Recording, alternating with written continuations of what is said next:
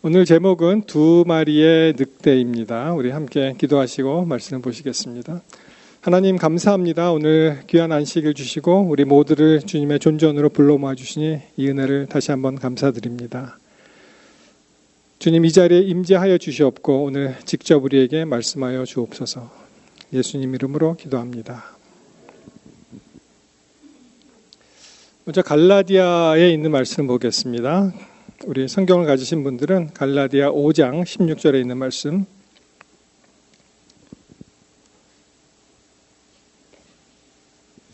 이렇게 시작되죠. 내가 이르노니 너희는 성령을 따라 행하라. 그리하면 육체의 욕심을 이루지 아니하리라. 육체의 소욕은 성령을 거스르고 성령은 육체를 거스르나니 이 둘이 서로 대적함으로 너희가 원하는 것을 하지 못하게 하려 함이니라. 여러분 우리 마음 가운데 항상 이 마음속에 이제 투쟁이 있는 거 아시죠? 그래서 매사에 우리가 어떠한 일을 하거나 일을 결정을 할 때, 생각을 할 때 이것이 성령을 따라서 우리가 생각하고 행동하고 결정하는 것인지 아니면은 우리의 그 약한 죄된 육신에 의해서 그 일을 하는 것인지 우리가 살펴보아야 됩니다. 오늘 다윗에 관한 말씀을 중심으로 한번 보겠는데 여러분 전에 말씀드렸죠. 다윗이 다양한 그의 그 호칭이 있었습니다. 생각나시는 대로 한번 말씀해 주시기 바랍니다. 다윗을 부를 때 그를 뭐라고 불렀습니까? 그가 목동이다, 음악치료사다, 군대 장관이다. 나중에는 이제 왕이 되었죠. 그런데 하나님께서 그를 생각하고 붙여주신 그런 칭호가 있습니다. 뭐 이름까지는 아닐지라도 그를 부를 때, 그를 생각할 때 이 이야기를 우리가 기억합니다. 뭐라고 하셨죠? 하나님께서는? 네, 감사합니다. 정말 이 내 마음에 합한 자라는 칭호를 우리가 하나님께로부터 받는다면 우리는 얼마나 정말 기쁠까요? 그 사람은 내 마음에 합한 사람이다. 신약에서는 사도행전 13장 22절에 이 말씀이 나와 있고 구약에서는 사무엘상 같은 13장이에요. 외우기도 쉽습니다. 13장 14절에 이 말씀이 나와 있습니다. 먼저 사도행전에 있는 말씀을 보시면 이제 사울 왕을 패하시죠. 패하시고 다윗을 왕으로 세우시고 증거하여 가라사대 내가 이새의 아들 다윗을 만나니 그가 어떤 사람이라? 내 마음에 합한 사람이라. 내 뜻을 다 이루게 하리라 하시더니. 그러므로 이제 다윗이 하는 일은 하나님의 그 생각과 그분의 어떠한 그 규범을 따라서 그분의 율례를 따라서 율법을 따라서 그가 이룰 수 있는 하나님의 뜻을 이룰 수 있는 그러한 아주 위대한 칭호입니다. 여러분 이런 칭호 탐나지 않으세요? 여기 집사님들, 장로님들, 우리 목사님들 너는 과연 내 마음에 합한 사람이다. 이게 이제 개역 개정판에는 이제 내 마음에 합한 사람을 내 마음에 맞는 사람으로 이제 말씀하시죠. 그 이야기가 사무엘상에도 나옵니다. 사무엘상 13장 14절. 이것도 이제 개역 한글인데 같은 개역 한글 사도행전에는 내 마음에 합한 자가 여기는 내 마음에 맞는 사람. 지금은 왕의 나라가 길지 못할 것이라 여호와께서 왕에게 명하신 바를 왕이 지키지 아니하였으므로 여호와께서 그 마음에 맞는 사람을 구하여 그 백성의 지도자로 삼으셨다. 다윗을 얘기하는 것이죠. 이러한 다윗이 과연 하나님의 뜻에 맞는 마음에 합한 그런 일을 한 것이 사무엘상 24장 3절에 나오는데요. 다윗을 끊임없이 괴롭히고 죽이려고 했던 사울을 그야말로 아주 이상한 장소에서 만나게 되었죠. 자, 이 사울이 이렇게 얘기합니다. 길가 양의 우리에 이른즉 거기에 이제 굴이 있었습니다. 그때 사울이 그 발을 가리웠다는 표현을 썼습니다. 들어가니 다윗과 그의 사람들이 그 굴 깊은 곳에 있었다 말씀하십니다. 자, 다윗을 죽이기 위해 끊임없이 쫓아다녔던 사울이 이 발을 가리웠다는 것은 이제 점잖게 표현한 것이죠. 이것이 원어로 이제 찾아보면 이제 휴식을 한다는 뜻도 되고요. 그리고 여기서 쓰인 것은 이제 용변을 본다는 소리죠. 이 발을 가리웠다는 것이 점잖게 표현을 그렇게 했습니다. 그런데 그 굴 속에 누가 있었다고요? 다윗과 그 사람들이 있었습니다. 여러분, 원수는 외나무 다리에서 만납니까? 여기에 절대 절호의 기회를 찾죠. 다윗이 이제 사울을 죽일 수 있는. 자, 그 다윗에 있는 다윗 사람들이 이렇게 이야기를 합니다. 보소서, 여호와께서 당신에게 이르시기를 내가 원수를 내 손에 넘기리니 내 생각에 좋은 대로 그에게 행하라 하시더니 그날이 바로 언제라고요? 그날이 바로 이것이 바로 그날이다.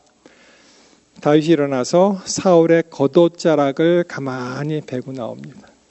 여러분들 사실 이게 무슨 말이냐면은 다윗으로 하여금 그 다윗 사람들이 막 부추기죠. 이제 막 봤다 이제 하나님께서 원수를 갚을 기회를 주셨는데 바로 오늘이 그날인데 빨리 이제 처단하라고 이야기를 합니다.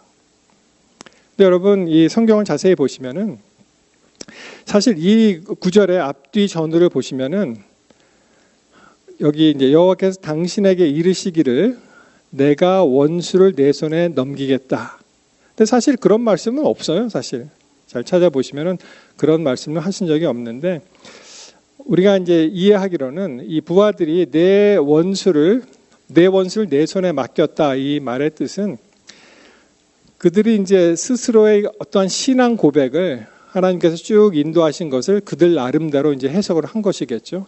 하나님의 선택받은 왕으로서 권능과 보호를 받는다는 그런 신앙 고백을 이제 이야기하면서 하나님께서는 왕권을 지지하시고 또 왕이 하나님의 뜻에 따라 행동하기를 기대하는 표현으로 그렇게 아마 했을 것입니다. 그런 말씀은 없지만 여태까지 쭉 이뤄진 것이 다윗이 결국은 왕이 되고 이 위기를 모면을 해야 되는데 그 원수를 갚을 기회가 여기 있다고 했을 때 다윗은 그 말을 따르지 않았습니다. 누가 이제 그림을 살짝 그렸죠.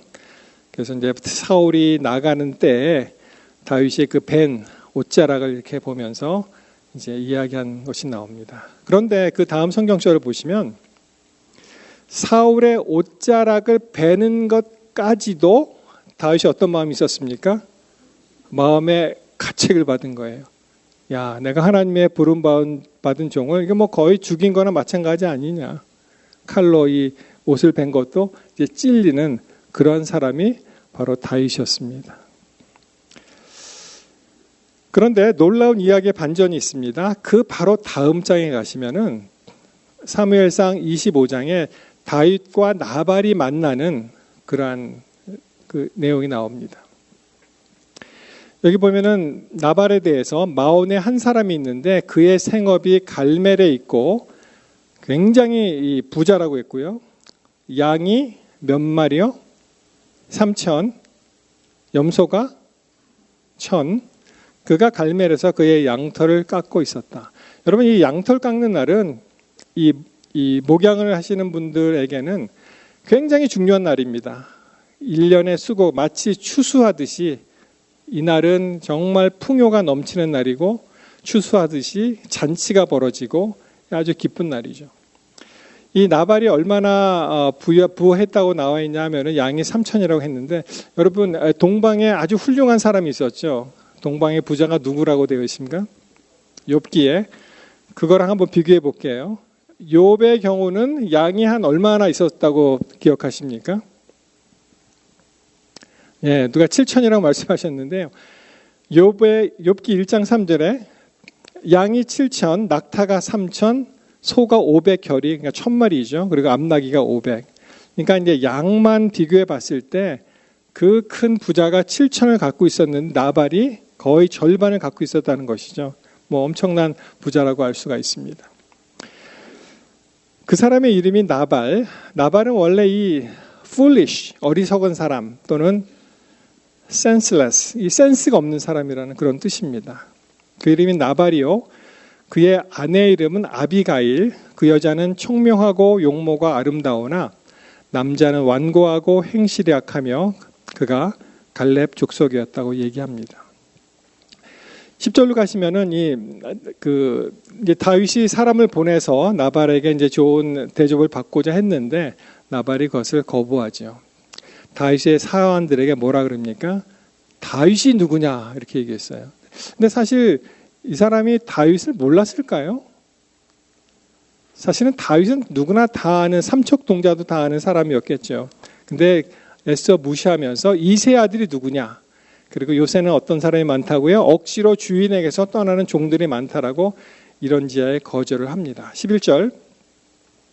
내가 어찌 내 떡과 물과 내 양털 깎는 자를 위하여 잡은 고기를 가져다가 어디서 왔는지도 알지 못하는 자들에게 주겠느냐 한지라.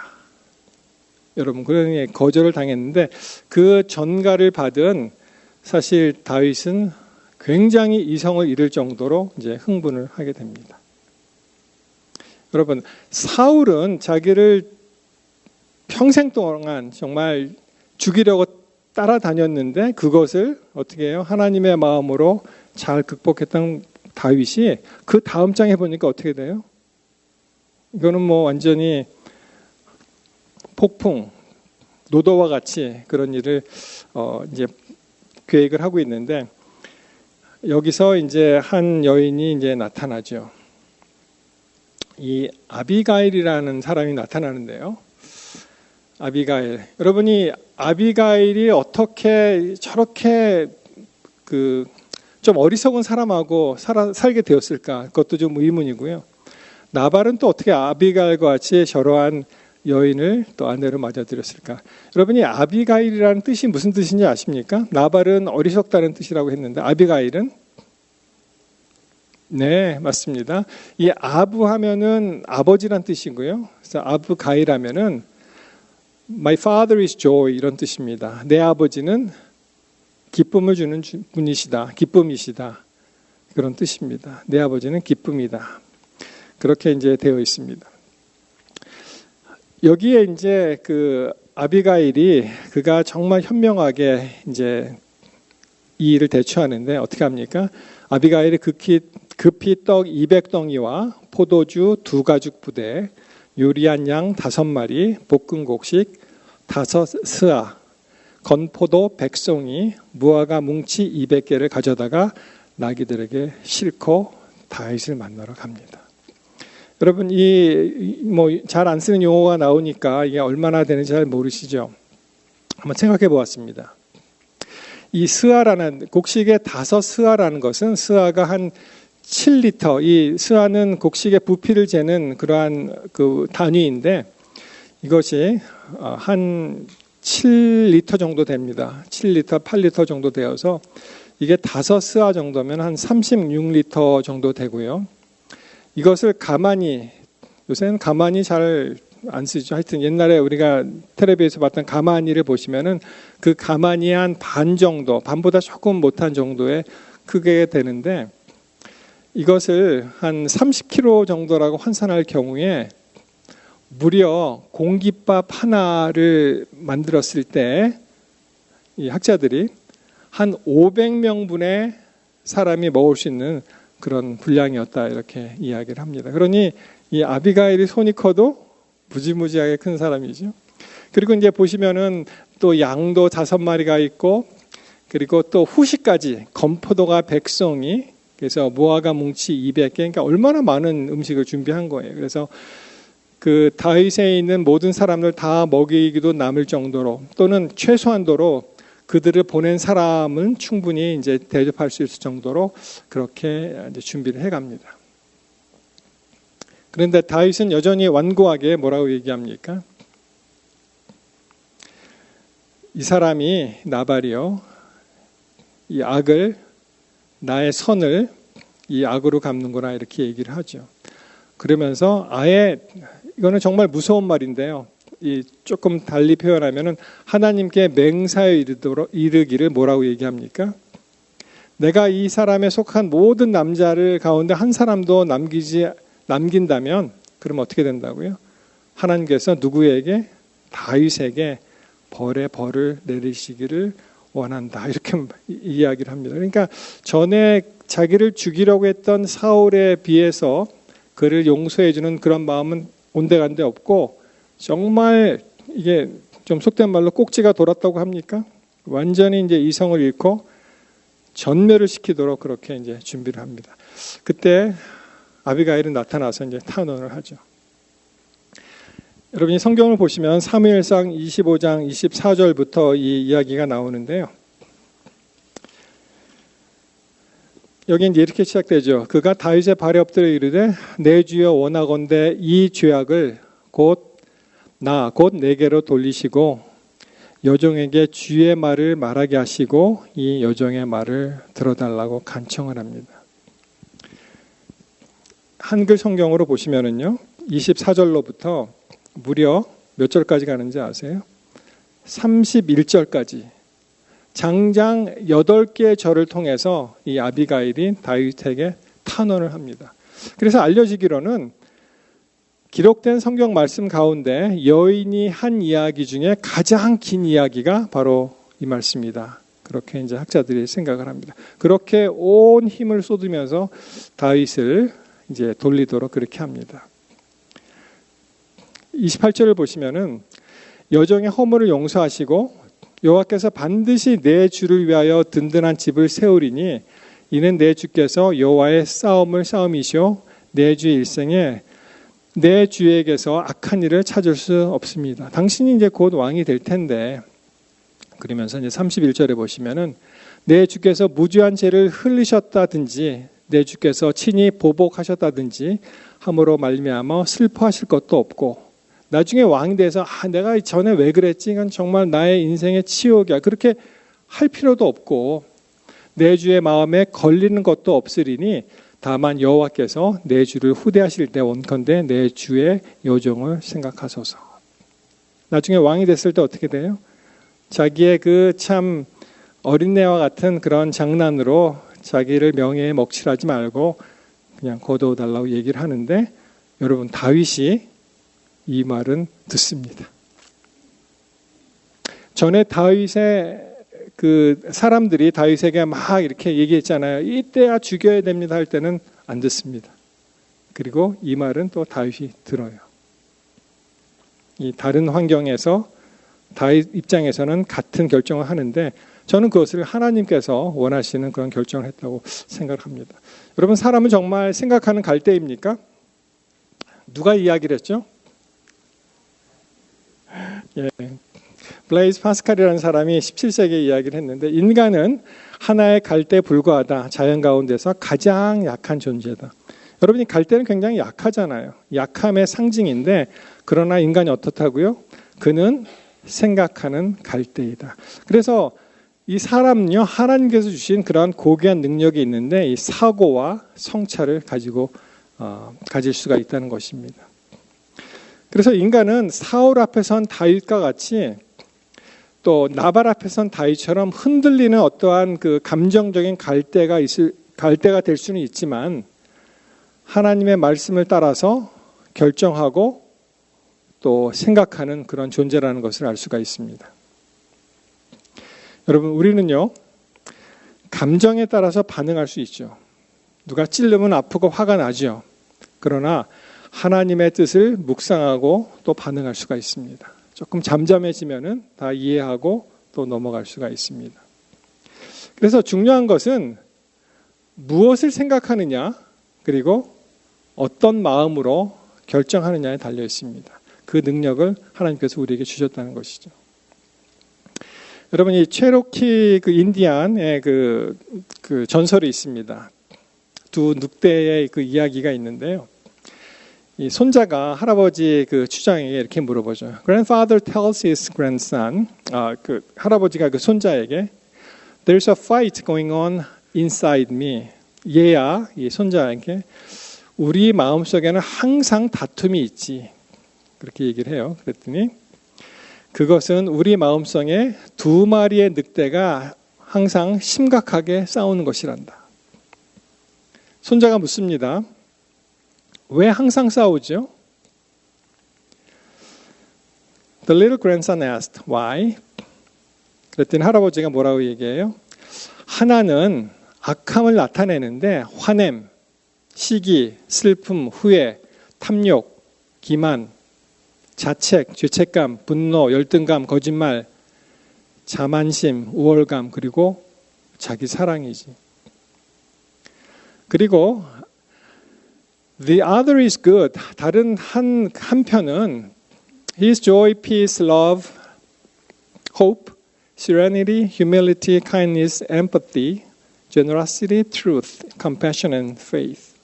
기쁨, 평화, 사랑, 희망, 평온, 겸손, 친절, 공감, 관대함, 진실, 동정심, 그리고 믿음이란다. 여러분, 우리 마음속에 항상 이 두 개가 이제 싸우고 있잖아요. 손자가 굉장히 중요한 질문을 합니다. 뭐라고 물어보냐면은 Then grandson asked, which wolf is going to win? 그러면은 그 두 마리가 우리 마음속에 있는데 어떤 늑대가 이겨요? 이렇게 이제 물어봐요. 여러분, 어떤 늑대가 이길까요? 어떤 늑대가 이깁니까? 여러분의 그 마음속에 투쟁이 있을 때 어떠한 선택이 이깁니까? 할아버지가 이렇게 대답합니다. 그것은 내가 먹이를 주는 늑대란다. The grandfather replies, the one you feed. 우리 마음속에 막 갈등이고 분쟁이 있을 때 그것을 따라서 계속 그것을 고양시키고 그에게 먹이를 주고 그렇게 하도록 마음을 주면은 그 늑대가 이기는 거예요. 자, 정로의 계단에 어떤 말씀이 있냐면은 자신과의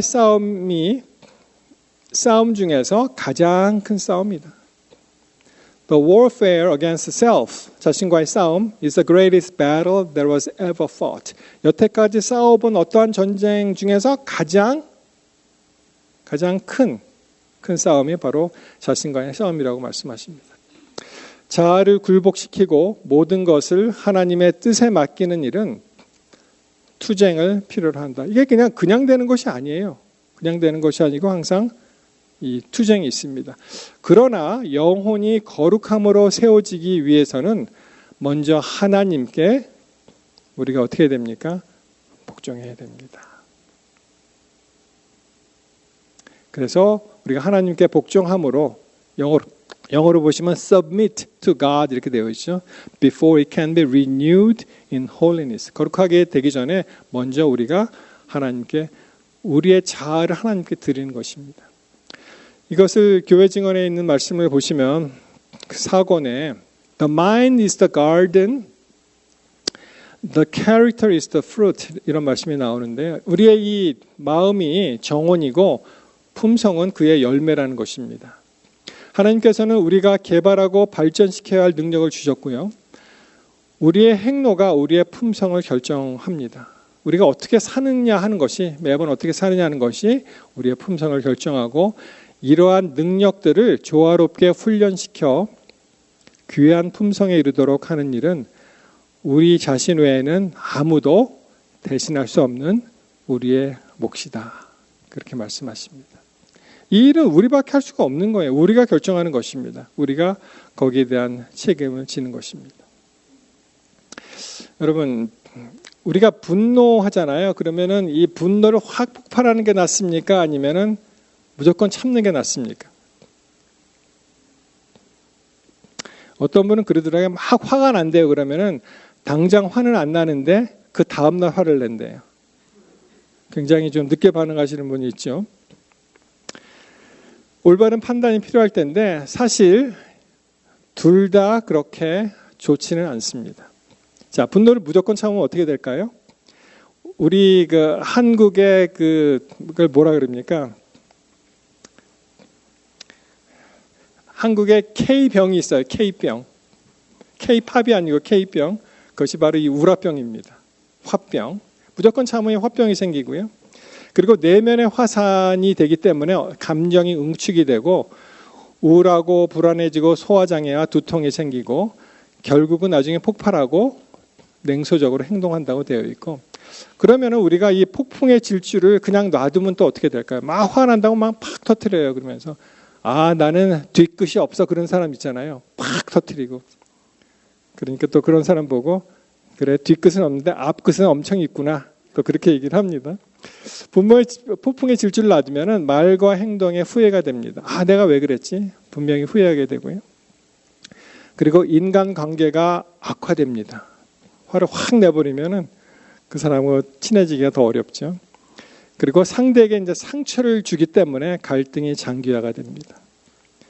그래서 결국은 뇌실관, 뇌심혈관 그 병을 이제 얻게 되는데, 혈압과 고혈압, 뭐 이렇게 심장병 이런 게 많이 생기기 때문에, 여러분 혹시 운전을 막 하시다가 누가 이렇게 팍 끼어들면 예쁘지 않죠. 그리고 화가 나시죠. 그럴 때 너그러운 마음으로 저분은 고혈압에 심장 질환에 좀 염려가 있다, 그리고 좀 이렇게 좀 용서해 주세요. 그렇게 이제 인생이 편합니다. 여러분, 새는요, 요새 어제도 새에 대해서 잠깐 말씀을 드렸는데, 새는 참 신비한 그런 동물이더라고요. 요새 새 제가 좀 연구를 하고 있는데요. 참 새는 우리가 할 수 없는 그 날개가 있어서 이제 날아갈 수 있고요. 또 작은 새들은 이제 꾀꼬리 같은 그런 목소리를 하나님께서 주셨는데, 이 새들은 스트레스를 받으면 포르륵 하고 날아간대요, 그냥. 그리고 다 스트레스를 풀어서, 또 어떤 동물학자 말에 의하면은 이 새들은 뭐 죽을 때도 거의 노화를 겪지 않고 죽는다고 해요. 그러니까 노화가 굉장히 천천히 진행이 된다는 그런 것인데, 실제로 이 무두셀라 그 즈라는 책이 있습니다. 이게 여러분 무두셀라는 다 아시죠? 이 가상의 동물원이죠. 이 무두셀라의 가장 오래 사는 동물들을 다 이제 집어넣고 그냥 동물을 만든다는 것인데, 뭐 물론 이제 가상의 그런 것인데, 하나님께서 주신 그 창조 세계에서 우리에게 어떠한 장수와 건강한 비결을 주셨는가, 그것을 이제 연구합니다. 이 스티븐 어스테드라는 이제 사람이 이 책을 썼는데요. 이 책 가운데 이 재밌는 내용이 하나 있습니다.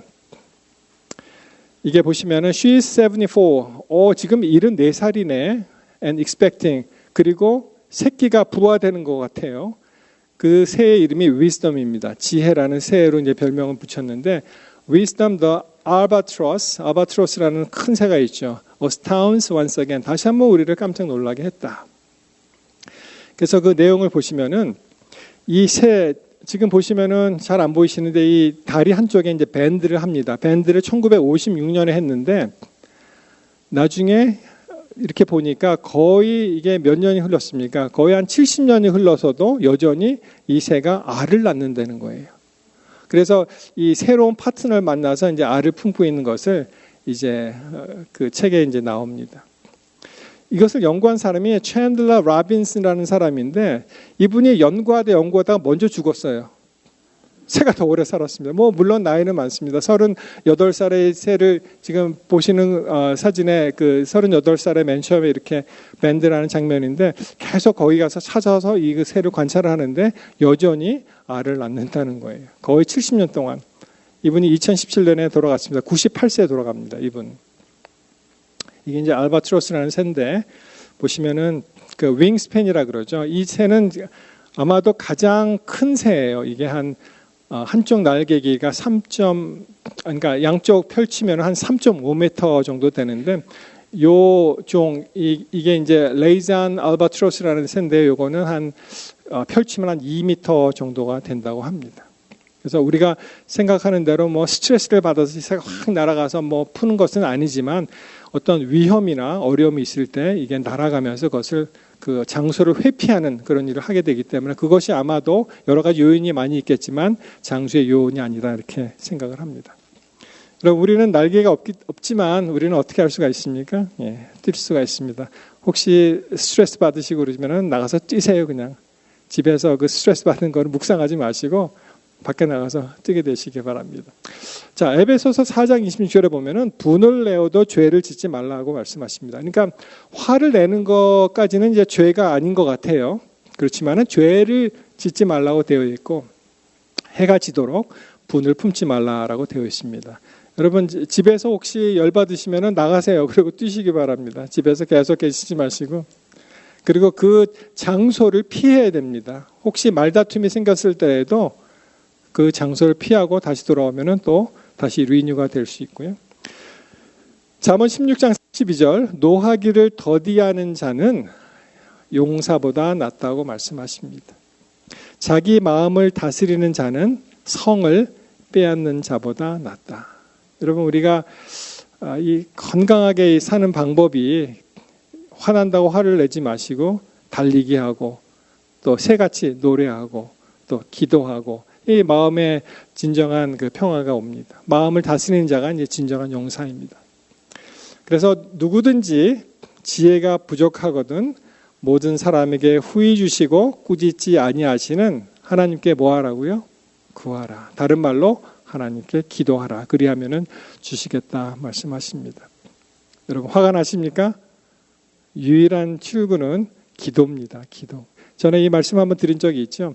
Take your anger and rage to him in prayer.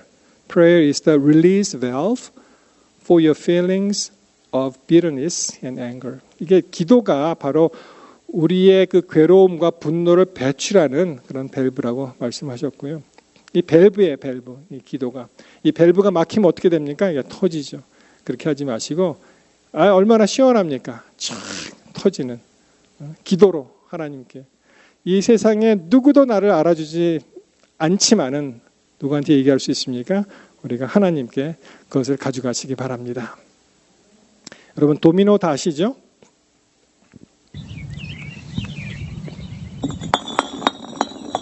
하나가 무너지면 계속해서 다 무너집니다. 그리고 다 끝났을 때 또 제자리로 다 돌아오는 것이 이게 이제 도미노가 되는 것이죠. 이게 무슨 말씀이냐면요.